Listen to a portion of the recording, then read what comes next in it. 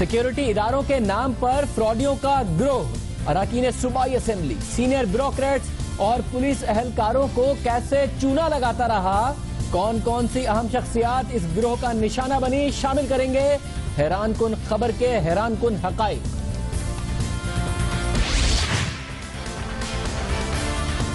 Rangers MQM रहनुमा फारूक सत्तार के coordinator Aftab Ahmad की ज़ेरे हिरासत मौत को हार्ट अटैक करार दे रही है, लेकिन आफ्ताब अहमद के जस्ते खाकी पर तशद्दुद के निशानात कुछ और ही बता रहे हैं।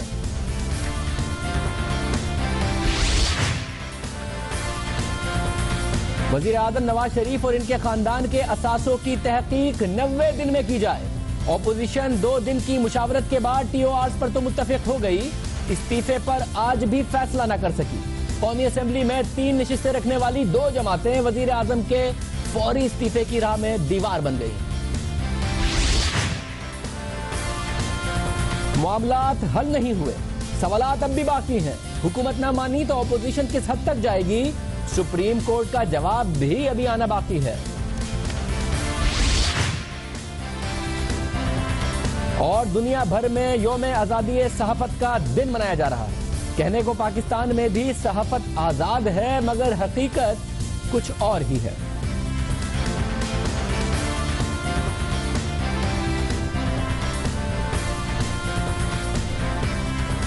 अस्सलाम वालेकुम, मैं हूं शाहजेब खानजादा। प्रोग्राम का आगाज कराची में 2 साल तक फ्रॉड करके बाअसर अफराद को करोड़ों रुपए का चूना लगाने वाले गैंग की खबर से। एक ऐसा गैंग जिसका ताल्लुक किसी सियासी जमात से नहीं, एक ऐसा गैंग जिसका ताल्लुक किसी भी दहशतगर्द तंजीम से नहीं, लेकिन उसके बावजूद ये गैंग आला शख्सियात का नाम इस्तेमाल करके कराची ऑपरेशन की आड़ में या फिर करप्शन के खिलाफ कार्रवाई का फायदा उठाकर लोगों को ब्लैकमेल करता रहा और पैसे निकालता रहा। सितंबर 2013 में कराची में शुरू होने वाले ऑपरेशन ने जहां जराइम पेशा अनासिर का किला कमा किया, वहीं इस दौरान चंद मौका परस्त धोखेबाजों ने ऑपरेशन के खौफ का फायदा उठाकर अपनी करप्शन की दुकान चमकाई। कराची समेत सिंध में फ्रॉडियों का गिरोह डीजी रेंजर्स, डीजी नैब, डायरेक्टर एंटी करप्शन, नैब और एफआईए का नाम इस्तेमाल करके बाअसर लोगों से भारी रकम बटोरता रहा, बहुत बड़े बड़े लोगों से बटोरता रहा। इन फ्रॉडियों को कैसे पैसे देने वालों में लोग शामिल हुए और किस तरीके से ये ब्लैकमेल करने में कामयाब हुए, ये एक अलग ही कहानी है। पैसे देने वालों में मेंबर सूबाई असेंबली, सीनियर ब्यूरोक्रेट्स और पुलिस अफसरान भी शामिल हैं। ना सिर्फ पैसे दिए बल्कि ये कुछ लोगों की ट्रांसफर कराने में भी कामयाब हुए। जून 2014 से मार्च 2016 के दौरान 7 रुकनी गिरोह ने 16 लोगों से तकरीबन 5.5 करोड़ रुपए बटोरे। अक्सर औकात अखबार में किसी सियासी शख्सियत, ब्यूरोक्रेट या फिर दीगर के खिलाफ नैब या एफआईए में तहकीकात का जिक्र होता है और होता रहा है। अगर कोई तहकीक हो रही हो कि जिनके खिलाफ करप्शन की तहकीकात हो रही है तो अक्सर अखबार में खबर छपती है। ये गिरोह इस बात का फायदा उठाता, अखबार में नाम देखता और उसके बाद उस शख्स का जिसके खिलाफ तहकीकात का आगाज हुआ है, उसकी तफसीलात, उसके घर का एड्रेस और फोन नंबर निकलवा कर मज़कूरा शख्सियत को कॉल करता और केस खत्म कराने के एवज पैसे मांगता। ये 7 रुकनी गिरोह मुत्तहिदा अरब अमारात से लाए गए स्काइप कॉलिंग कार्ड के जरिए कॉल्स करता, जिसकी कॉल आईडी जाहिर नहीं होती थी और आमतौर पर जिस शख्स को कॉल जाती और उसकी स्क्रीन पर, मोबाइल स्क्रीन पर जब सिर्फ 4 नंबर रिफ्लेक्ट होते या फिर अननोन नंबर लिखा हुआ आता तो वो वाकईतन समझता कि ये तो किसी सिक्योरिटी इदारे से ही कॉल आ रही है। इस सहूलत का मनफी इस्तेमाल करते हुए ये अफराद खुद को एजेंसियों का अफसर जाहिर करते और इस गिरोह का मास्टरमाइंड शफीकुर रहमान राजपर नामी शख्स था। एक और रुकन खालिद सोलंकी फोन पर खुद को डीजी रेंजर्स, डीजी नैब, डायरेक्टर एंटी करप्शन और कभी नैब और एफआईए का डायरेक्टर और कभी कभार जज तक अपने आप को जाहिर करता। और गिरोह का एक और रुकन सज्जाद राजपर खुद को इनका पर्सनल असिस्टेंट जाहिर करता, यानी कि बाकायदा तौर पर तरतीब के साथ काम होता। एक शख्स कॉल करता, राजपर कॉल करता और कहता कि मैं डीजी रेंजर्स, डीजी नैब, डीजी एफआईए या किसी जज का पर्सनल असिस्टेंट बात कर रहा हूं और साहब आपसे बात करना चाहते हैं। और जब साहब को नंबर ट्रांसफर किया जाता गिरोह के और फिर वो डीजी रेंजर्स या एफआईए या नैब बनकर बात करता और पैसे का मुतालबा करता कि हम आपका केस खत्म करा देंगे, आपके खिलाफ करप्शन का, आपके खिलाफ जराइम का जो भी केस है वो खत्म करा देंगे, लेकिन आपको इतने पैसे देने पड़ेंगे। जबकि गिरोह मेंबरान में फरहान राजपर, मेहताब राजपर, अख्तर मोजाई اور اللہ ودایو شامل ہیں جو دیگر کام کرتے تھے اور ان کا سہولت کار ایک سب انسپیکٹر خاطی بھی بنا۔ ان افراد کے ہاتھوں دھوکہ کھا کر پیسے دینے والوں میں پیپلز پارٹی سندھ کی ایک اعلیٰ شخصیت جو رکن صوبائی اسمبلی بھی ہیں، انہوں نے اپنے پرسنل سیکرٹری ذوالفقار ڈولو کے ذریعے رواں سال جنوری میں 1 کروڑ روپے دیے اور جس دن مانگے گئے اسی دن پیسے ڈیلیور بھی کرا دیے گئے۔ سندھ کا ایک ایم پی اے 18 لاکھ جبکہ ایک صوبائی سیکرٹری بھی اس گروہ کو 1 کروڑ روپے ادا کر چکا ہے۔ پی ایس او آفیشل کا ایک آفیشل 40 لاکھ روپے، سندھ کے ایک اور شہر کے ایڈمنسٹریٹر نے، سندھ کا ایک دوسرا شہر، اس نے 15 لاکھ روپے ایڈمنسٹریٹر نے دیے۔ سندھ بلڈنگ کنٹرول اتھارٹی کے سابق ڈی جی جن کا نام سب جانتے ہیں اور کرپشن سے جڑا رہتا ہے، انہوں نے بھی اس گروہ کو 15 لاکھ روپے ادا کیے۔ کراچی کے علاقے کے ڈی سی نے جولائی 2015 میں 15 لاکھ روپے ادا کیے۔ حیدرآباد کے قریبی شہر کا ایک سابق کمشنر اس گروہ کا شکار بنا جس نے 50 لاکھ روپے اس گروہ کو ادا کیے۔ کراچی کی بڑی کاروباری اتھارٹی کے ایک ڈی جی نے 15 لاکھ روپے دیے جبکہ ایک افسر کی جانب سے 15 لاکھ روپے دیے گئے۔ ایک ایس ایس پی نے بھی صرف ٹرانسفر کرانے کے لیے اور ٹرانسفر کر دیا ان کے کہنے پر ان سے بلیک میل ہو کر، اور رواں سال کچھ کیسز میں اس گروہ کو ناکامی کا سامنا بھی کرنا پڑا جس کے بعد یہ قانون کی گرفت میں بھی آیا، اور قانون کی گرفت میں یہ آیا رینجرز کے ہاتھوں۔ رینجرز نے اس گروہ کو گرفتار کیا۔ رینجرز کو جب اس گروہ کی شکایات ملتی رہیں، کیونکہ ایسا ہوا کہ پاکستان پیپلز پارٹی کے ایک ایم پی اے کو فون کیا گیا اور ان سے 2 کروڑ روپے مانگے گئے اور کہا گیا کہ ڈی جی رینجر سے بات کیجئے۔ جب ان ایم پی اے نے بات کی تو انہیں احساس ہوا کہ یہ ڈی جی رینجرز کی آواز تو نہیں لگتی اور انہوں نے رینجرز میں شکایت کی۔ اسی طریقے سے ایک اور ایم پی اے جو کہ پاکستان میں نہیں ہے اور پاکستان سے باہر ہے، پہلے منسٹر تھے، ان کی اہلیہ کو فون کیا، ان کی اہلیہ نے بھی شکایت کی اور اس ایم پی اے نے خود بھی رینجرز کو شکایت کی کہ ہمیں اس قسم کا فون آیا ہے اور رینجرز کا نام استعمال کیا گیا ہے۔ جب رینجرز کو بار بار یہ شکایتیں گئی تو انہوں نے نیب سے رابطہ کیا، نیب نے کہا کہ ہمیں بھی شکایت موصول ہوئی ہے۔ ایف آئی اے سے رابطہ کیا، انہوں نے کہا ہمیں بھی شکایت موصول ہوئی ہے۔ پوری کارروائی کی گئی، رینجرز نے کارروائی کی اور اس گروہ تک رینجرز پہنچنے میں کامیاب ہوئی اور ان کے خلاف مکمل طور پر کی ان سب کی تصویریں بھی اس وقت آپ کو اسکرین پر نظر آ رہی ہیں۔ یہ پورا گروہ بلیک میلنگ کرتا، پیسے لیتا، ان سے پیسے برآمد بھی ہوئے ہیں اور اب اس کیس کو مکمل طور پر تیار کر کر پولیس کے حوالے بھی کر دیا گیا ہے۔ ان کے نام اور ان کی تصویریں سب آپ اپنی اسکرین پر دیکھ رہے ہیں جس میں رینجرز کو ایک کامیابی ہوئی اور ظاہر ہے یہ کراچی آپریشن کا ایک اہم حصہ ہے۔ اور ہم پروگرام میں آگے بڑھتے ہیں اور بات کرتے ہیں کراچی آپریشن سے ہی جڑی، اور یہ بات بھی کراچی آپریشن کے لیے بہت اہم ہے۔ جہاں کراچی آپریشن سے کراچی میں امن آیا، کراچی میں ٹارگٹ کلنگ میں کمی ہوئی، شہریوں کا اور کاروباری شخصیات کا اعتماد بحال ہوا، وہیں کراچی آپریشن سے یہ جڑی خبر جس پر ہم بات کرنے جا رہے ہیں بہت زیادہ اہم ہے، کیونکہ کراچی آپریشن کو قطعی طور پر متنازع نہیں ہونا چاہیے، کراچی آپریشن پر سوالات نہیں اٹھنے چاہیے، مگر آج جو خبر آئی اس سے سوالات اٹھ جاتے ہیں۔ اس خبر سے کراچی آپریشن متاثر ہو سکتا ہے۔ کراچی میں مبینہ طور پر رینجرز کی حراست کے دوران ہونے والی ایک موت، اور اس موت کا تعلق متحدہ قومی موومنٹ سے ہے۔ M Q M Karachi operation کے دوران سیکیورٹی اداروں پر اپنے کارکنان کی گمشدگی اور دوران حراست ماورائے عدالت قتل کا الزام لگاتی رہی ہے۔ ایم کیو ایم کے رہنما فاروق ستار کے کوآرڈینیٹر آفتاب احمد کو 1 مئی یعنی صرف 2 دن پہلے رینجرز نے گرفتار کیا تھا اور کل عدالت سے ان کا 90 روزہ ریمانڈ برائے تحقیقات حاصل کیا، اور اس کے 24 گھنٹے کے اندر آفتاب احمد کے دم توڑنے کی خبر آ گئی۔ رینجرز کی پریس ریلیز کہتی ہے کہ آفتاب احمد کو دل کی تکلیف کی شکایت پر اسپتال پہنچایا گیا، جہاں حرکت قلب بند ہونے سے ان کا انتقال ہو گیا، مگر فاروق ستار نے آفتاب احمد کی نماز جنازہ کے بعد بات کرتے ہوئے کہا کہ ڈی جی رینجرز نے فون پر بتایا تھا کہ موت دل کا دورہ پڑنے سے ہوئی، لیکن وہ اس بات کو نہیں مانتے۔ ان کی فطری موت یا جاں بحق ہونے کی اطلاع ہم تک ڈی جی رینجرز جنرل بلال اکبر صاحب نے پہنچائی۔ ڈی جی صاحب کے الفاظ ہی میں ہم نے اسے ایک نیچرل ڈیتھ یا ایک فطری موت ہم نے بھی اسی طرح لیا۔ آفتاب احمد کے جسد خاکی کو دیکھنے کے بعد کوئی بھی ذی شعور انسان اسے قدرتی اور فطری موت قرار نہیں دے سکتا۔ آفتاب احمد کو ماورائے عدالت قتل کیا گیا ہے، کوئی ہارٹ اٹیک وٹیک نہیں تھا۔ ہم وزیر اعظم پاکستان نواز شریف، وفاقی وزیر داخلہ Chaudhry Nisar, chief of the army staff general Raheel Sharif, corps commander Sindh general Naveed مختار، और रेंजर्स के सरबराह general DG rangers general Bilal Akbar साहब से कहते हैं कि वो खुद हमें इंसाफ दें। हमने उनके आगे आफ्ताब अहमद के कत्ल का मुकदमा रख दिया है। फौजदार साहब ने कहा जो आपने सुना। जिना अस्पताल के एमएलओ की इब्तिदाई रिपोर्ट के मुताबिक आज सुबह आफ्ताब अहमद को अस्पताल लाया गया तो उनकी नब्ज नहीं चल रही थी। रेंजर्स की प्रेस रिलीज एक तरफ, लेकिन आफ्ताब अहमद की मैयत की जो वीडियो सामने आई है उसमें आफ्ताब अहमद के जिस्म पर तशद्दुद के निशानात देखे जा सकते हैं।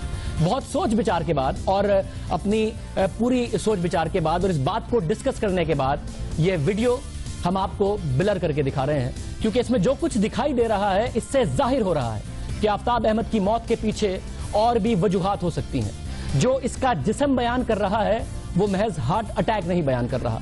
जो कुछ आफ्ताब के जिस्म से साफ साफ जाहिर हो रहा है, और ये वीडियो ब्लर है मगर सोशल मीडिया पर तस्वीरें और ये सारी की सारी कहानी सोशल मीडिया पर अवेलेबल है, ये महज हार्ट अटैक नहीं लगता। इस वीडियो को सामने रखकर इस मामले की तहकीकात होनी चाहिए। फारूक सत्तार साहब कह रहे थे कि हम बॉल आपके कोर्ट में रखते हैं, आपसे इंसाफ मांगते हैं, तो डीजी रेंजर्स और दीगर जिम्मेदारान की जिम्मेदारी है कि इस फैमिली को, जो कि आफ्ताब की फैमिली है, उन्हें इस बात का सुकून दिया जाए कि अगर उन्होंने ये सब देखा और जाहिर है दस्ते खाकी देखा तो उनके अगर औलाद पर या उनके घर वाले पर इतना सब कुछ टॉर्चर हुआ है तो ये मामलात उनके सामने रखे जाएं कि उन्हें इंसाफ दिया जाए। जो भी इसके जिम्मेदार हों इनको इंसाफ के कटहरे में लाना चाहिए। एमकेएम की जानिब से आफ्ताब अहमद की मौत को मावरा अदालत कत्ल करार देते हुए तहकीकात का मुतालबा किया गया है। मुत्तहिदा का दावा है कि गुज़िश्ता 3 बरसों के दौरान एमकेएम के 50 से ज़ायद जिम्मेदारान कारकुनान मावरा अदालत कत्ल किए जा चुके हैं। 2013 में शुरू होने वाले कराची ऑपरेशन से मुतालिक जहां जराइम कंट्रोल करने के दावे होते रहे, वहीं इस ऑपरेशन के दौरान जबरी गुमशुदगियों और दौरान हिरासत और मावरा अदालत अमवात की शिकायत भी सामने आई। आज से एक साल पहले दौरान हिरासत एक ऐसी ही मौत की खबर आई थी जब अंजुमन नौजवाना ने इस्लाम के रहनुमा तारिक महबूब हिरासत में दिल का दौरा पड़ने से इंतकाल कर गए थे। रेंजर्स ने 12 अप्रैल 2015 को तहवील में लिया था, लेकिन रेंजर्स का मौक़िफ़ था कि तारिक महबूब का इंतकाल रेंजर्स की हिरासत में नहीं हुआ, उनको रिमांड पर जेल भेजा गया था। एमकेएम ने तारिक महबूब की मौत की तहकीकात का भी मुतालबा किया था। दिसंबर 2015 में human rights commission of Pakistan की रिपोर्ट में भी कहा गया था कि कराची ऑपरेशन के आगाज के बाद से जहां कराची में जराइम और दहशतगर्दी के वाकयात में कमी देखी गई है, वहीं इस अरसे के दौरान जबरी गुमशुदगियों और मावरा अदालत अमवात के वाकयात में तेजी आई है। एमकेएम की जानिब से अपने कारकुनान की गुमशुदगी और मावरा अदालत अमवात हिरासत तशद्दुद के खिलाफ मुसलसल एहतजाज किया जाता रहा है और मुत्तहिदा कौमी मूवमेंट ऑपरेशन की निगरानी के लिए कमेटी का मुतालबा करती रही है और इसने पिछले दिनों इसी बुनियाद पर असेंबलियों से इस्तीफे भी दिए थे। हुकूमत ने मुत्तहिदा को बनाने के लिए गुज़िश्ता साल अक्टूबर में शिकायती इजाला कमेटी कायम की, नोटिफिकेशन जारी किया, मगर कमेटी फाल ना हो सकी। कयाम के फौरन बाद ही इस कमेटी के अहम रुकन फरोग नसीम इससे अलग हो गए और फिर कमेटी के हवाले से दावे अपनी जगह पर रहे। अहम मामला है, इसकी तहकीकात होनी चाहिए क्योंकि कराची ऑपरेशन का तसलसल लाजमी है। कराची ऑपरेशन से जो कराची को अमन हासिल हुआ है उससे इनकार नहीं किया जा सकता। पुलिस और रेंजर्स की कार्रवाइयों से जो अमन हासिल हुआ है उसका क्रेडिट नहीं लिया जा सकता, मगर इस किस्म की कार्रवाइयां कराची ऑपरेशन को मुतनाज़ बना सकती हैं। क्या कोई कार्रवाई होगी, अंदर का मामला क्या है? मजहर अब्बास साहब हमारे साथ मौजूद है। मजहर अब्बास साहब, बहुत शुक्रिया मैं शो में ज्वाइन करने के लिए। आप की बात अगर अपने जराए से, रेंजर्स के जराए से हुई हो, इस मामले को जो प्रेस रिलीज आई वो अपनी जगह पर है, किस तरीके से देखा जा रहा है? क्योंकि मुत्तहिदा कौमी मूवमेंट ने बड़ी क्लियर पोजीशन ली। देखिए शाज़ेब, ये बात जिस तरह की तस्वीर आई हैं उससे जाहिर है ये नहीं लग रहा कि ये सिर्फ हार्ट अटैक का केस है। ये तो हो सकता है कि टॉर्चर के नतीजे में हार्ट अटैक हो गया हो, लेकिन इवन हार्ट अटैक के अक्सर ये वो दी जाती है कि हार्ट अटैक हुआ है तो इसलिए आप इसको नेचुरल डेथ समझें।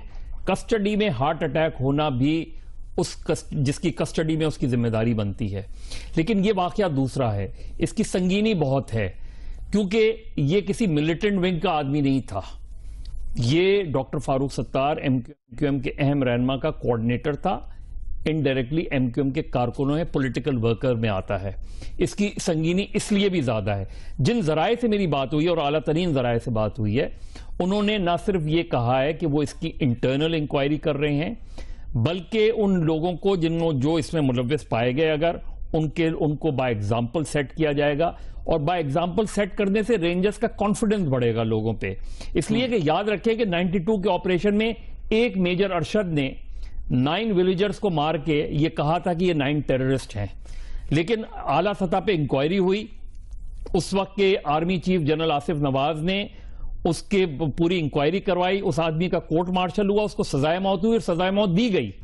کچھ عرصے پہلے آپ کو یاد ہوگا کہ ایک نوجوان سرفراز کو رینجرز نے گولی ماری تھی اور اس کی ویڈیو جو چلی تھی اس نے تہلکہ مچا دیا تھا. ان کو گرفتار کیا گیا, ان کو سزائیں ہوئیں, بعد میں اپیل کے دوران شاید سیٹلمنٹ کچھ ہو گیا لیکن سزا ہوئی.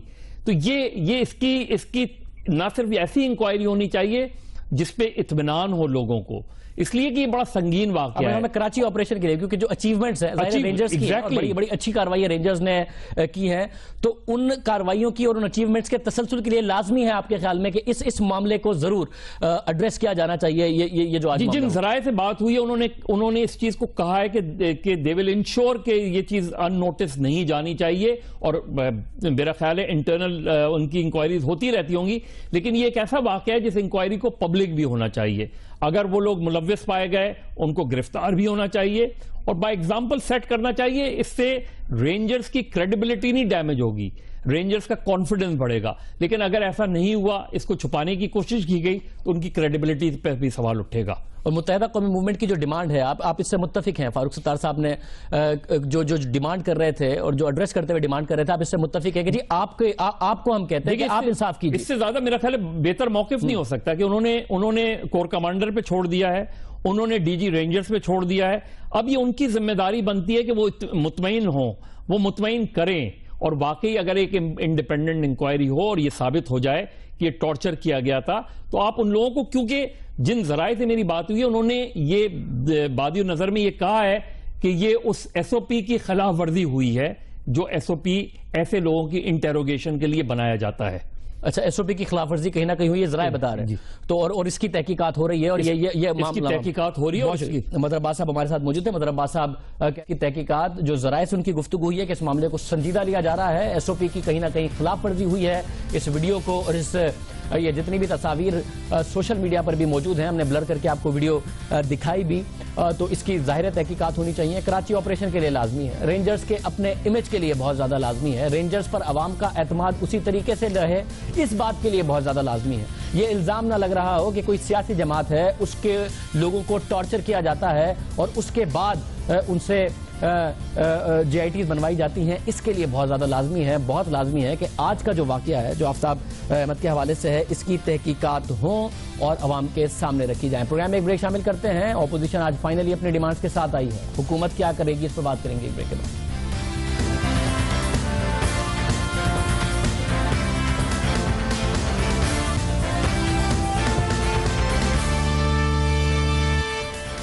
میں بات کریں گے پاناما لیکس کی تحقیقات کی. ہر گزرتا ہوا دن حکومت کے لیے نئی مشکلات لا رہا ہے, حکومت پر دباؤ بڑھ رہا ہے, اور طویل عرصے بعد اپوزیشن کسی ایک معاملے پر ایک پیج پر دکھائی دے رہی ہے, اور حکومت بھی اپوزیشن کے اس دباؤ کے زیر اثر دکھائی دے رہی ہے. وزیر اعظم نواز شریف عوامی رابطہ مہم چلا رہے ہیں, وفاقی وزراء نہ صرف الزامات کے جواب دے رہے ہیں بلکہ جواب میں سنگین الزامات بھی لگا رہے ہیں. مگر آج 2 دن کی مشاورت کے بعد اپوزیشن کی 9 بڑی جماعتوں نے پاناما لیکس کی تحقیقات کے لیے ٹی او آرز پر اتفاق کر لیا, مگر اپوزیشن جماعتیں وزیر اعظم کے استعفے پر اتفاق رائے قائم نہ کر سکی. اپوزیشن نے پاناما لیکس کی تحقیقات کے لیے خصوصی کمیشن قائم کرنے کا مطالبہ کیا ہے, جو 3 ماہ میں وزیر اعظم کی اور 1 سال میں دیگر پاکستانیوں سے تحقیقات کر کے رپورٹ سامنے لائے گا.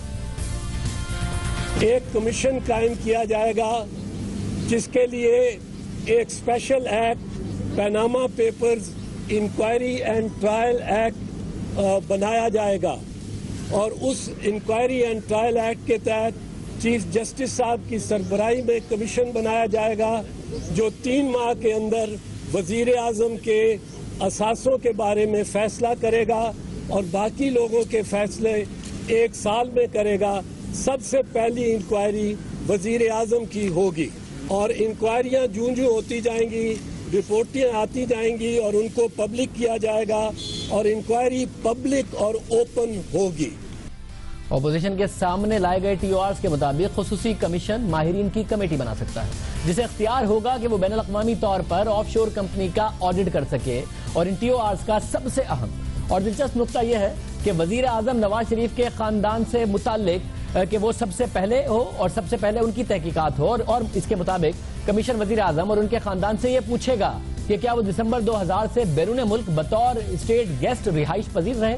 ये बड़ी इंटरेस्टिंग बात है कि कमीशन पूछे शरीफ खानदान से कि 2000 में जब वो जिला वतनी में गए तो क्या वो रियासती मेहमान के तौर पर सऊदी अरब में रिहाइश पजीर थे, और इस दौरान हासिल की गई जायदाद, तहाइफ या रकम रियासत पाकिस्तान के नाम पर ली गई।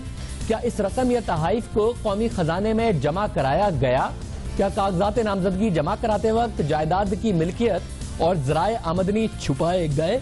ये सारी बातें हैं जो इनकी तरफ से लिखी गई हैं और अपोजिशन के टीआरएस में सामने आई हैं। पनामा लीक्स में जिन लोगों के नाम सामने आए हैं, अगर उनके पैसे कानूनी हैं और कानूनी तरीके से बाहर गए हैं तो वो लोग खुद सामने आए और इन मुमालिक को ये बताएं कि तहकीकात के लिए तमाम जरूरी मालूमात कमीशन को फराहम की जाएं, और अगर ये अफराद ऐसा नहीं करते तो इन्हें कसूरवार समझा जाए। हम अपने प्रोग्राम में ये नुक्ता पनामा लीक्स का मामला उठने के पहले हफ्ते के ही अंदर रख चुके थे कि ये मुमालिक कतई तौर पर इंफॉर्मेशन नहीं देंगे, सिर्फ उस सूरत में देंगे तब वो लोग जिनके खिलाफ तहकीकात हो रही है वो खुद इन मुमालिक से कहें कि अगर हमारे असासे पनामा में या कहीं और हैं, रजिस्टर्ड हैं, तो उनकी तफसीलात इस कमीशन को दे दें जो पाकिस्तान में तहकीकात कर रहा है। और अब ये बात भी डाल दी गई है। परवेज रशीद साहब, इंफॉर्मेशन मिनिस्टर फेडरल गवर्नमेंट, हमारे साथ मौजूद हैं। उनसे पूछते हैं कि अब किस हद तक वो मुतमईन है। परवेज साहब, बहुत शुक्रिया मैं शो में ज्वाइन करने के लिए। बड़ी फ्लेक्सिबिलिटी दिखाई है ऑपोजिशन ने, इस्तीफे का मुतालबा नहीं किया, इसके साथ साथ कुछ नए टीओआर्स उनकी तरफ से रखी गए हैं, तहकीकात हो, वजीर आजम की सबसे पहले हो। ये आपको काबिल कबूल होंगी इस्तीफे के बगैर? इन टीओआर्स को मानेंगे आप? देखिए, अर्ज ये है कि जो टीओआर्स जिनका जिक्र ये कर रहे हैं, अगर आप उन्हें पनामा तक महदूद कर देते हैं तो क्या हमने ये पहले तय कर लिया है कि जिस शख्स ने ऑफशोर कंपनी पनामा के अलावा कहीं पे बनाई, पनामा में जो कंपनी बनी अगर वो जायज तरीके से बनी है, कानूनी कारोबार कर रही है, तो उसकी हम तहकीकात कर रहे हैं, उससे सवाल पूछ रहे हैं, उसे मुलजिम बनाकर हमने खड़ा कर दिया है, उसकी किरदार कुशी हमने कर दी है, उसका मीडिया ट्रायल हमने कर दिया है। लेकिन एक शख्स ने चोरी के पैसों से चल के किसी दूसरी जगह पे ऑफशोर कंपनी बनाई पनामा से बाहर, और दुनिया में दर्जनों मुल्क हैं जहां पे ऑफशोर कंपनियां बन सकती हैं। एक शख्स जो कर्जा माफ कराते वक्त कहता है कि मैं गरीब तरीन शख्स हूं, मैं कर्जा वापस नहीं कर सकता, मेरे पास तो अब फूटी कोड़ी नहीं है, लिहाजा मेरे कर्जे, मेरा सारा सरमाया जो मैंने बैंक से हासिल किया था और लोगों की बचतों के पैसे थे वो मेरे डूब गए हैं, मेरा कर्जा माफ कर दीजिए। उसका कर्जा बैंक माफ कर देता है कि ये गरीब शख्स है, इसके पास तो पहनने को जूती भी नहीं है, उड़ाने को जहाज भी नहीं है, ये सियासत में अरबों रुपए भी नहीं खर्च कर सकता, सियासी जमात का अखराजात भी नहीं उठा सकता, इसका कर्जा माफ कर देते हैं। पर साहब, आप जाहिर है जहांगीर खान तरीन साहब की तरफ इशारा कर रहे हैं, ये सारी की सारी और जहाज की बातें करके। तरीन साहब पर जो इल्जामात है उससे पाकिस्तान तहरीक इंसाफ का केस तो कमजोर होता है, ऑपोजिशन का केस तो कमजोर होता है जब तक ये मामला रहता है, मगर हुकूमत का केस तो मजबूत नहीं होता। तो जो हुकूमत से डिमांड कर रहे हैं, जो टीओआर्स है, उसमें आप साथ बैठकर सुनने को तैयार नहीं है, इन टीओआर्स को मांगने को तैयार नहीं है, मानने को, क्योंकि वो इस्तीफे का मुतालबा नहीं कर रहे। तमाम कमियों और खामियों के बावजूद जो उनके टीओआर्स में मौजूद हैं और जो सबको नजर आ रही हैं, उसके लिए किसी महदबत से की भी जरूरत नहीं है देखने के लिए। कोई भी शख्स जो कॉमन नॉलेज भी रखता है, जब वो पढ़ेगा तो वो देखेगा कि ये टीओआर्स जो हैं पर्सनल स्पेसिफिक हैं, ये एक शख्स के साथ सियासत करने के लिए बनाए जा रहे हैं, सियासत में उसको बदनाम करने के लिए बनाए जा रहे हैं। उसके बावजूद हम ये कहते हैं कि बिल्कुल हम खुले दिल के साथ अपने टीओआर्स और उनके टीओआर्स रख के उनके साथ बातचीत करने को तैयार हैं कि आइए हमें समझा दीजिए कि हमारे टीओआर्स के जरिए मुजरिम पकड़ा जा सकता है या आपके टीओआर्स के जरिए सियासी लिया जा सकता है और सियासत की जा सकती है। ये अच्छी, ये मस्बत बात है। आप कह रहे हैं कि आप बैठने को तैयार हैं, ये मस्बत बात है, सियासत में बैठकर बात होनी चाहिए, मगर कुछ डिमांड्स हैं, वो आप मिलके भी जो भी बात करेंगे। हमने शुरू में ही पहले हफ्ते जब पनामा का मामला आया, ये मामला रख दिया था अवाम के सामने कि ये मुमालिक कोई इंफॉर्मेशन नहीं देंगे किसी भी कमीशन को तब तक के जो अक्यूज्ड है, जिससे तहकीकात हो रही है, वो खुद जाके ना कहे। अब इन्होंने भी टीओआर्स में लिखा है, तो क्या प्राइम मिनिस्टर के बच्चे ये लिख कर देंगे पनामा से या दूसरों से, कहेंगे कि जी जितनी इंफॉर्मेशन भी ये कमीशन मांग रहा है जो पाकिस्तान में बना है, इसको सब दे दें, हमारी जायदाद हमारे सासों के हवाले से? ہم نے جو ٹی او آرز بنائے تھے اس میں چیف جسٹس اور سپریم کورٹ کے ججز شامل ہوں گے، اور جب چیف جسٹس یہ کہیں گے کہ ہم نے یہ تفتیش کرنی ہے اور اس تفتیش کے لیے ہمیں جو ٹول چاہیے، ان ٹولز میں سے ایک ٹول آپ کا یہ ایفیڈیوٹ بھی ہے، تو مجھے بتائیے کون اس سے انکار کر سکتا ہے؟ پھر کیسے کوئی کہے گا کہ نہیں جی میں نے یہ ٹول آپ کو تو مہیا نہیں کرنا، کیونکہ جب وہ یہ کہے گا تو بذات خود ہم سب کی نظریں اس کی طرف اٹھنی شروع ہو جائیں گی۔ تو پھر اور یہ جو دوسرا مطالبہ ہے کہ وزیر اعظم اور ان کے اہل خانہ، وزیر اعظم کا تو نہیں، ان کے بچے 3 ماہ میں اپنا نام کلیئر کرائیں، اپنی تحقیقات کرائیں، اور اس کے بعد 1 سال میں باقی سب کی ہو جائے، تو اکراس دا بورڈ کی بات ضرور ہو رہی ہے، مگر پہلے وزیر اعظم کے بچے، اس کو بھی انڈورس کرتے ہیں آپ؟ اس معاملے کو، اس مطالبے کو بھی سمجھتے ہیں آپ ریزنیبل ہے؟ میں نے آپ سے عرض کیا ہے کہ اب کمیشن جو ہے اس کو میں یہ ڈکٹیٹ نہیں کر سکتا، اپوزیشن ڈکٹیٹ کر سکتی ہے، تو بالکل اچھی بات ہے، اپوزیشن کے پاس کوئی ایسا اختیار ہے کہ وہ کمیشن سے کہیں کہ جناب آپ نے اس کام کو اتنے وقت میں مکمل کرنا ہے۔ ہم نے تو کمیشن پر کوئی پابندی نہیں لگائی، وہ 3 دن میں کر لے اپنے کام کو۔ ہم تو چاہتے ہیں کہ ہماری جان جو ہے ان جھوٹے الزامات سے 3 منٹ میں چھوٹ جائے، کیونکہ ہمیں معلوم ہے کہ سب الزامات جھوٹے ہیں۔ وزیر صاحب، آج ایک اور ڈیمانڈ ان کی طرف سے کی گئی ہے، قیاس رائیاں ہوتی رہتی ہیں کہ جب وہ جلا وطنی میں گئے وزیر اعظم تو زمین انہیں تحفے میں دی گئی یا جو بھی معاملہ تھا کہ جی اس پہ آپ انڈسٹری لگا لی، قیاس رائیاں ہوتی رہتی ہیں۔ یہ کہتا ہے کہ جی 2000 سے بیرون ملک آپ ریاست کے مہمان کے طور پر وہاں پر موجود تھے، تو اس دوران حاصل کی گئی جائیداد، تحائف یا رقم ریاست پاکستان کے نام پر لی گئی، یا اس کو تحائف کو کیا قومی خزانے میں جمع کرایا گیا، اس کا بھی سارا حساب کتاب دے گا شریف خاندان؟ بالکل کمیشن پوچھے گا اور اس کا جواب کمیشن کو مل جائے گا۔ مگر آپ بڑا قریب سے جانتے ہیں، تو آپ کچھ تو بتائیے کہ تحفہ، تحائف، کوئی زمین ملی، کوئی ایسے معاملات ہوئے تھے وہاں جب گئے سعودی عرب؟ جی میں آپ کو جواب دے رہا ہوں کہ کمیشن پوچھے گا، اور میں آپ کو جواب دے رہا ہوں کہ کمیشن پوچھے ضرور اور کمیشن کو جواب مل جائے گا، لیکن یہ نہیں ہو سکتا پھر کہ یہ سوال ہم سے تو پوچھا جائے اور دوسروں سے نہ پوچھا جائے۔ ہم اس کا جواب دینے کے لیے تیار ہیں، لیکن یہ کیوں کہا جاتا ہے کہ ان سے تو پوچھیں آپ، لیکن جنہوں نے بینکوں کے قرضے کھا لیے ہیں وہ ہمیں یاد ہی نہیں رہتے ٹی او آرز لکھتے وقت، وہ کیوں بھول جاتے ہیں؟ اس میں ہے کہ باقی سب سے بھی دیکھیے، مگر ٹھیک ہے آپ جو قرضوں ورضوں کی بات کر رہے ہیں، پھر نون لیگ وہ ترین صاحب کی طرف اشارہ کرتی ہے۔ میں پھر کہہ رہا ہوں کہ اس سے پی ٹی آئی کا کیس، تحریک انصاف کا کیس جہانگیر خان ترین صاحب کی وجہ سے کمزور ضرور ہوتا ہے، مگر حکومت کا کیس اس سے سٹرونگ نہیں ہوتا۔ اور پرویز جی صاحب، میں ایک اور معاملہ ہے، سوشل میڈیا پر بڑا چرچا ہے آپ کے ایک بیان کی وجہ سے، اور وہ میں عوام کو ذرا دکھانا چاہتا ہوں کیا کہا تھا پرویز جی صاحب نے، پھر ذرا ٹاپ ٹرینڈ ہے پرویز جی صاحب اس بیان کی وجہ سے، وہ کیا تھا ذرا سنیے۔ میرا خان صاحب سے صرف ایک سوال ہے کہ جس ایریا میں آپ ٹھہرتے ہیں، گولڈ سمتھ صاحب کی پراپرٹی پہ جہاں آپ لندن جا کے ٹھہرتے ہیں اور جہاں پہ آپ کے بچے بھی پل رہے ہیں، صرف اس ایریا کا نام لے لیں۔ میں اس ایریا کا نام نہیں لوں گا کیونکہ مسلمان کے زبان پہ وہ نام آ جائے تو وضو کرنا پڑتا ہے، صرف اتنا بتاتا ہوں آپ کو۔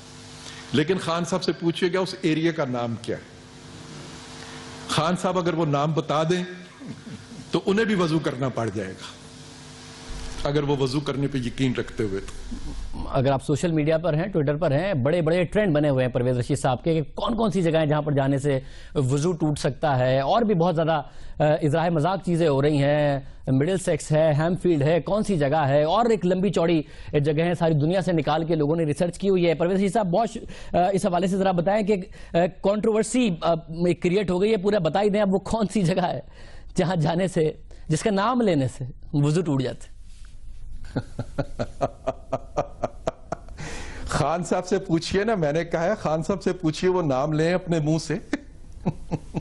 میں نے وہ بات خان صاحب کو کہی ہے، میں نے وہ بات خان صاحب کو کہی ہے، اور خان صاحب سمجھتے ہیں اس بات کو، اسی لیے تو وہ خاموش ہیں، اسی لیے تو بولتے نہیں ہیں وہ۔ نہیں صاحب، سوشل میڈیا پر جو ٹرینڈ بنے ہیں وہ خان صاحب کے نام سے نہیں بنے کہ کہاں کہاں جانے سے ان کا وضو ٹوٹ جائے گا، وہ سارے کے سارے آپ کے نام سے بن گئے کہ کہاں کہاں پرویز رشید صاحب جائیں گے یا نام لیں گے تو ان کا وضو ٹوٹ جائے گا۔ کوئی 150-200 نام لوگوں نے آپ کے نام سے کر دیے ہیں کہ جی یہاں نہیں جا سکتے، تو آپ بتا دیں پھر وہ کون سا ایک نام ہے جو آپ کے ذہن میں تھا؟ بچوں سے کہیے کہ جب وہ سوشل میڈیا پہ ہیں تو سرچ میں جائیں اور سرچ میں جا کے اس جگہ کا نام پڑھ لیں۔ بچے تو سرچ کر کے بہت ساری جگہ نکال لائیں، آپ بتا دیں آپ کے ذہن میں کون سی جگہ ہے وہ ٹوٹ جاتا ہے جس کا نام؟ دیکھیے میں نے ایک لائٹر سائڈ پہ مزاح میں ایک بات کی اور خان صاحب اس مزاح کو سمجھ گئے اور انہوں نے اس کا جواب نہیں دیا کیونکہ انہوں نے مزاح کو انجوائے کیا ہوگا. دیکھیں آپ ابھی بات کر رہے ہیں تو آپ کے چہرے پر لکھا ہے کہ آپ لائٹر نوٹ پہ کر رہے ہیں، مگر اس پریس کانفرنس میں آپ کے چہرے کا غصہ بتا رہا تھا کہ لائٹر سائڈ پر نہیں کر رہے. ایسا تو نہیں ہے آپ نے پولیٹیکل پوائنٹ سکورنگ کے لیے ایک بات کی تھی، اب بیک فائر کر گئی اور سوشل میڈیا پر آپ ٹاپ ٹرینڈ بنے ہوئے؟ نہیں، میرا نہیں خیال کہ وہ بیک فائر کر گئی، مشہور ہو گئی ہے، اس کی شہرت بہت ہوئی ہے. شہرت کوئی اس طریقے سے نہیں ہوئی کہ جس پر بہت خوش ہوا جائے کہ کوئی کہہ رہا ہے کہ آپ شاید مڈل سیکس کا کہہ رہے ہیں، پھر لوگ کہتے ہیں کہ بھائی وہاں پر تو ہیتھرو ایئرپورٹ ہے، وہاں تو میاں نواز شریف بھی لینڈ کرتے ہیں، پھر وہ بھی بات کرتے ہیں، ان کا بھی وضو ٹوٹ جاتا ہوگا. طرح طرح کی باتیں ہو رہی ہیں، ایسی ایسی باتیں ہو رہی ہیں سر. چلیے یہ میں آپ کو بتا دیتا ہوں کہ وہ مڈل سیکس میں نہ رہتے ہیں اور نہ میں نے مڈل سیکس کی طرف اشارہ کیا ہے. جیسے پھر یہ بھی بتا دیں پھر کس طرف اشارہ کیا تھا. بات ختم کریں، کنٹروورسی ختم کریں پرویز رشید صاحب. نہیں، سوشل میڈیا پہ میں انجوائے کرتا ہوں اس طرح کی باتوں کو، لیکن مجھے اپنے بچوں کی ذہانت جو ہے اس کا بھی امتحان لینا ہے. میں دیکھتا ہوں کہ بچے اس جگہ کو لوکیٹ کرتے ہیں کہ نہیں کرتے. پکی بات ہے آپ انجوائے کر رہے ہیں، یہ آپ کی کلاس سی ہو رہی ہے، پکی بات ہے کہ آپ واقعی انجوائے کر رہے ہیں اس سارے معاملے کو. میں انجوائے کرتا ہوں اس لیے کہ جس کو انجوائے کرنا تھا اس نے بھی انجوائے کیا اور میں نے بھی اس کا لطف لیا ہے. ویسے میں اچھی طرح دیکھ چکا ہوں کہ میری اپنی سمجھ سے باہر ہے کہ کون سی ایسی جگہ ہو سکتی ہے دنیا میں جس کا نام لینے سے وضو ٹوٹ جاتا ہو. تو آپ بتا دیں، اگر آپ کا تجربہ بھی زیادہ ہے پھر آپ بتا دیجئے نا، جگہ کا نام بتا دیجئے، پاکستان کے عوام کو بھی پتا ہو.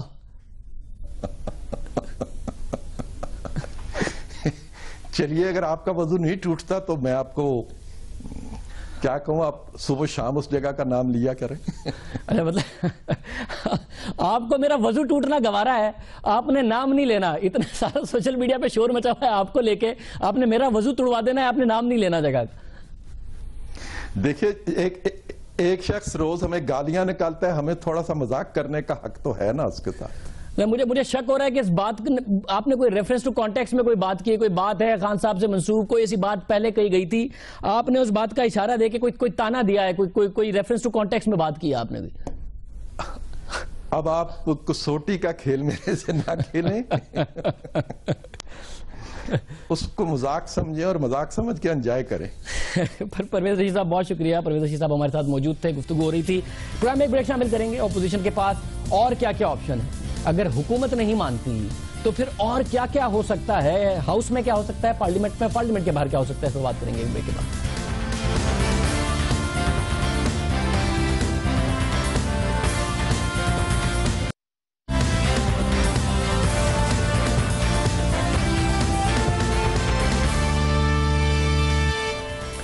آنکھوں کے سامنے حقیقت ہو، زباں خاموش رہے، سچ جان کر چپ ہو جائیں، خبر پاس ہو لیکن دنیا کو بے خبر رکھیں، مصلحت کا سہارا لے لیں اور لب سی لیں. دنیا خاموش رہ سکتی ہے لیکن یہ کیسے ہو سکتا ہے کہ صحافی زباں بند رکھے، اپنے قلم کو جنبش نہ دے. سچ بولنا، کھل کر بولنا، تحقیق کرنا، حقائق سامنے لانا صحافی کا کام ہے، اور صحافیوں کو ان سب کی اجازت ملنا آزادی صحافت ہے.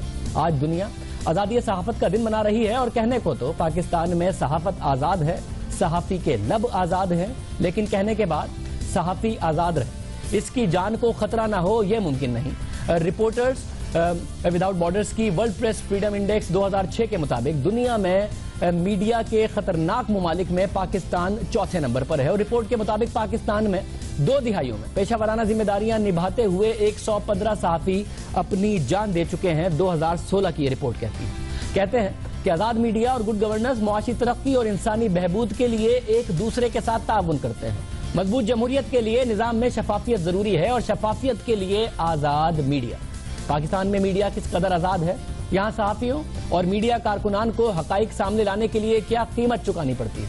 پاکستان میں آزاد صحافت کی راہ میں سب سے بڑی رکاوٹ کیا ہے، یہ سوال ہم نے سینئر صحافیوں اور تجزیہ نگاروں کے سامنے رکھا.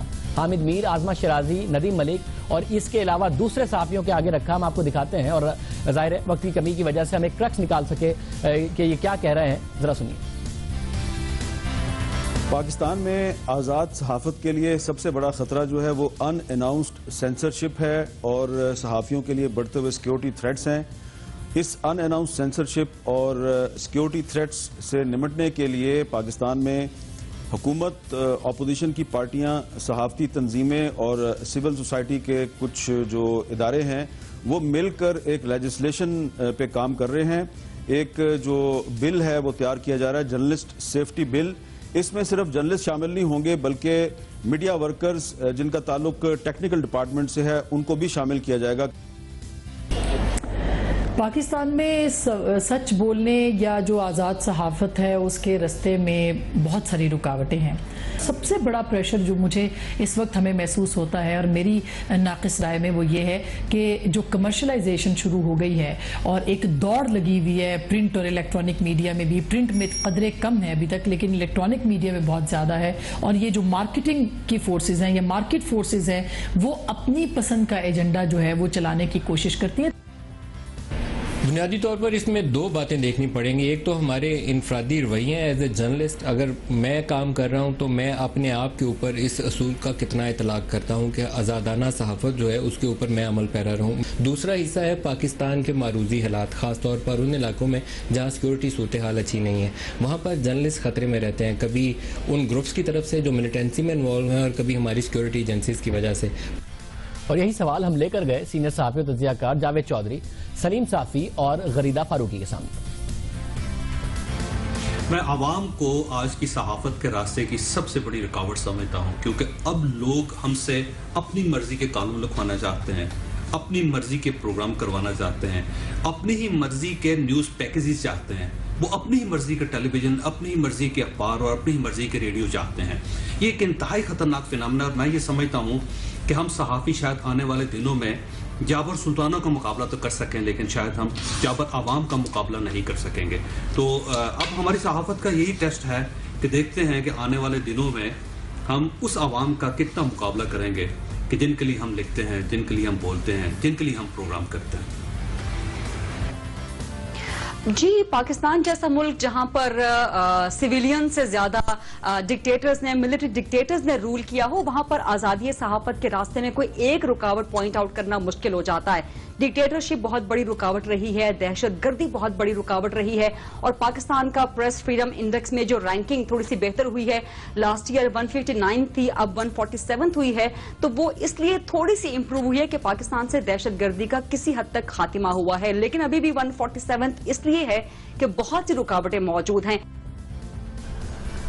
میرے خیال میں پاکستان کے اندر آزادی صحافت کی راہ میں سب سے بڑی رکاوٹ خود ہم اہل صحافت ہیں، کیونکہ ہم نے جس طرح صحافت کو ریٹنگ کا اور ویورشپ کا غلام بنا دیا ہے، جس طریقے سے صحافت اخلاقیات سے عاری ہو گئی ہے، جس طرح تجزیے اور خبر کی تفریق ختم ہو گئی ہے، جس طرح بعض جرنلسٹ رہنے کی بجائے جج اور لیڈر بننے کی کوشش کر رہے ہیں، اس کی وجہ سے اہل صحافت کا اخلاقی گراؤنڈ اتنا کمزور ہو گیا ہے کہ اب وہ اسٹیبلشمنٹ کے لیے بھی ترنے والا ہے، اب وہ حکومتوں کے لیے بھی ترنے والا ہے، اب وہ پریشر گروپس کے لیے بھی ترنے والا ہے. اور یہی سوال کہ پاکستان میں آزاد صحافت کی راہ میں سب سے بڑی رکاوٹ کیا ہے، ہم لے کے گئے مبشر زیدی، بہر بخاری اور فریحہ ادریس سے کے سامنے. انہوں نے کیا جواب دیا یہ بھی دیکھیے. میرے خیال میں آزادی صحافت کی راہ میں جو سب سے بڑی رکاوٹ ہے وہ تو اطلاعات تک رسائی کا نہ ہونا ہے، اور جو سب سے بڑا ستم حالیہ برسوں میں یہ ہوا ہے کہ جو جزوی رسائی ملتی ہے، یعنی جسے ہم کہتے ہیں کہ ون سائیڈڈ انفارمیشن، وہ اتنی زیادہ آنی شروع ہو گئی ہے کہ ہم عوام کو مکمل تصویر دکھانے سے قاصر ہیں. لہٰذا یہی ہوتا ہے کہ ہم کسی ایک ادارے کی طرف سے جاری کردہ معلومات کو تو پیش کر دیتے ہیں لیکن اس کا دوسرا رخ نہیں دکھاتے، اور یہ میڈیا کو بڑی حد تک میڈیا کی ساکھ کو متاثر بھی کر رہا ہے. جس ملک میں ایک عام شہری کو زندگی، جان و مال کا تحفظ فراہم نہ ہو، وہاں خوف کا دھندا کرنے والے صحافیوں کو بآسانی ہدف بنائے رکھتے ہیں. ہم ہدف کل بھی تھے، ہدف آج بھی ہے.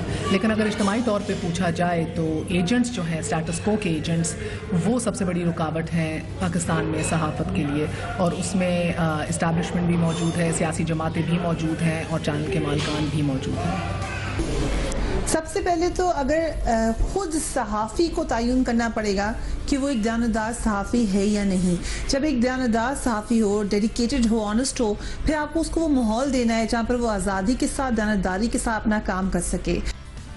ملک کے نامور صحافیوں کی رائے آپ نے سنی، اس امید کے ساتھ کہ پاکستان میں صحافت آزاد ہو، ہم آپ تک آزادانہ سب انفارمیشن پہنچائیں. آج کے پروگرام سے یاد دیجیے. اللہ حافظ. हैं।